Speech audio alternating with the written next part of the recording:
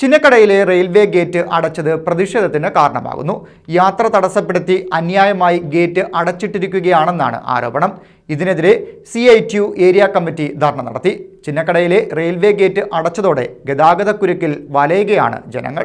റെയിൽവേയും കൊല്ലം കോർപ്പറേഷനും തമ്മിലുള്ള പ്രശ്നത്തിന്റെ പേരിലാണ് ആഴ്ചകളായി ഗേറ്റ് അടച്ചിട്ടിരിക്കുന്നത്. ഗേറ്റിന്റെ പരിപാലനത്തിനും അറ്റകുറ്റപ്പണികൾക്കും കരാർ പ്രകാരമുള്ള തുക നൽകാത്തതിനാലാണ് ഗേറ്റ് അടച്ചതെന്നാണ് റെയിൽവേ വിശദീകരിക്കുന്നത്. എന്നാൽ ഇത്തരമൊരു പ്രശ്നം ചൂണ്ടിക്കാണിച്ചുള്ള നിർദ്ദേശമോ കത്തോ കോർപ്പറേഷന് ലഭിച്ചിട്ടില്ലെന്ന് കോർപ്പറേഷൻ വ്യക്തമാക്കി.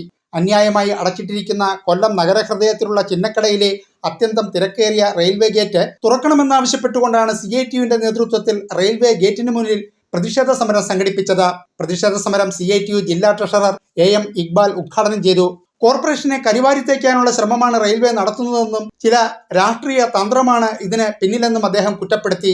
കോർപ്പറേഷനെതിരായിട്ടാണ് ചില റെയിൽവേ ഉദ്യോഗസ്ഥന്മാർ ഈ ഗേറ്റ് അടച്ചുകൊണ്ട് കോർപ്പറേഷൻ പരിപാലനത്തിന് പണം കൊടുക്കാത്തത് കൊണ്ട് ഗേറ്റ് അടച്ചിരിക്കുകയാണെന്ന എന്തോ ഒരു ന്യായമാണ്. നമ്മുടെ സംസ്ഥാനത്ത് കേട്ടുകേൾവിയില്ലാത്ത കാര്യമാണ്.